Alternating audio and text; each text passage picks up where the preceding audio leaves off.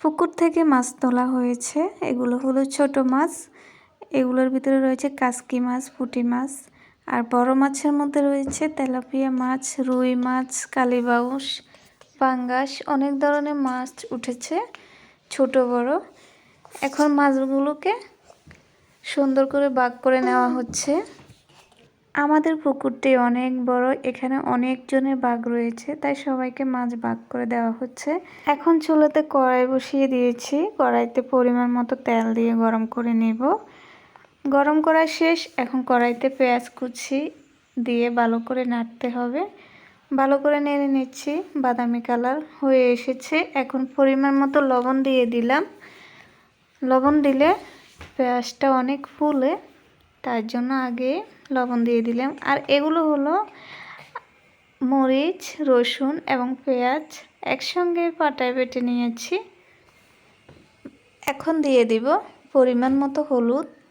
হলুদটা পরিমাণে কম দিব, তরকারিতে হলুদ যত কম খাওয়া যায় ততই ভালো। এখন দিয়ে দেব কেটে রাখা ছোট মাছগুলো প্রথমে পরিষ্কার করে ধুয়ে নিয়েছি। কষানো মশলাতে এখন ছোট মাছগুলো দিয়ে দিলাম। এখন ভালো করে নেড়ে নিব। বাটা মরিচের তরকারি খুব সুন্দর হয় এবং খেতেও ভালো লাগে। খুব মজাদার একটা খাবার এটা। এটা যদি কলা বড়াকে দেওয়া হতো তাহলে এটাকে মরিচ খোলা বলা হতো। আর এখন যেহেতু কড়াইতে রান্না করছি, এটাকে চচ্চড়ি বলা হয়। মাছটা কষানো শেষ। এখন পরিমাণ মতো পানি দিয়ে দিয়েছি। আর বেশি নাড়া যাবে না, তাহলে মাছগুলো ভেঙে যাবে, যেহেতু এটা ছোট মাছ। কিছুক্ষণ ঢাকনা দিয়ে জাল দিয়েছি। এখন ঢাকনাটা উঠিয়ে নিয়েছি। হয়ে গিয়েছে ছোট মাছের চচ্চড়ি। খুব সুন্দর হয়েছে, খেতেও খুব মজা হয়েছে। আর এখানে আমি দুইটা দুলদুল নিয়েছি, একটা আলু আর পেঁয়াজ নিয়েছি। এগুলো এখন কেটে নিব। কেটে নেওয়া শেষ। এখন ধুয়ে নিব। গোল গোল করে দুলদুলগুলোকে আমি কেটে নিয়েছি। আর আলু যেভাবে ভাজি করে ওইভাবে চিকন চিকন করে কেটে নিয়েছি। দুলদুলগুলোকে খুব সুন্দর করে আমি ধুয়ে উঠিয়ে নিব। আর এখানে আলুগুলো দিয়ে দিলাম। আলুগুলোকে সুন্দর করে ধুয়ে নিচ্ছি। ধোয়া শেষ। এখন উঠিয়ে নিচ্ছি। আর এদিকে পেঁয়াজটা আমি ধুয়ে চিকন চিকন করে কেটে নিয়েছি।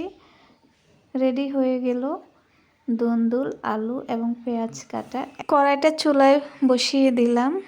কড়াই গরম করে তেলটা গরম করে নিয়েছি। এখন দিয়ে দিলাম পেঁয়াজ, লবণটা আগে দিলে পেঁয়াজটা খুব সুন্দর মতো ফুলে। আরও দিয়ে দিলাম মরিচ গুঁড়ো, হলুদ গুঁড়ো। মশলাটা কষানো শেষ। দিয়ে দিলাম আলু এবং দুলদুল। সবগুলো মশলার সঙ্গে মিশিয়ে নিয়েছি। এখন ঢেকে দিব কিছুক্ষণের জন্য। আবারও ঢাকনাটা উঠিয়ে নিয়েছি। খুব সুন্দর কষানো হয়ে গিয়েছে। কষানো বলতে এখানে আর পানি দেওয়া হবে না, অল্প আছে ভেজে নিব। ভাজা শেষ। এখন আমি কালো পাতিল থেকে প্লেটে আস্তে আস্তে বেড়ে নিচ্ছি। রেডি হয়ে গেল দুলদুল এবং আলু ভাজি একসঙ্গে ভেজে নিয়েছি। খুব সুন্দর একটা কালার এসেছে। আর এখানে রান্না করেছি ডাল। ডালটা সিদ্ধ হয়ে গিয়েছে। ডালে আমি দিয়ে দিয়েছিলাম পেঁয়াজ, কাঁচামরিচ এবং রসুন আর লবণ। তো সব কিছু দিয়ে সিদ্ধ করে নিয়েছি। এখন নামিয়ে নিলাম। ডালে বাগার দিয়ে দিব।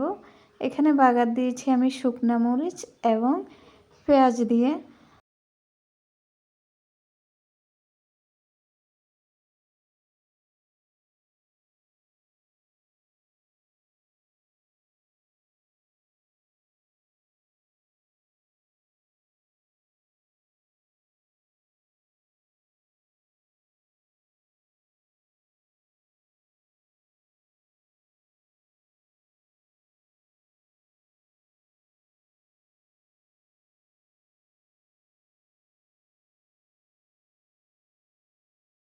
আমি আজকে পেঁয়াজ দিয়ে বাগার দিচ্ছি, রসুন দিয়েও বাগার দেওয়া যায়, সবভাবেই খাওয়া যায়।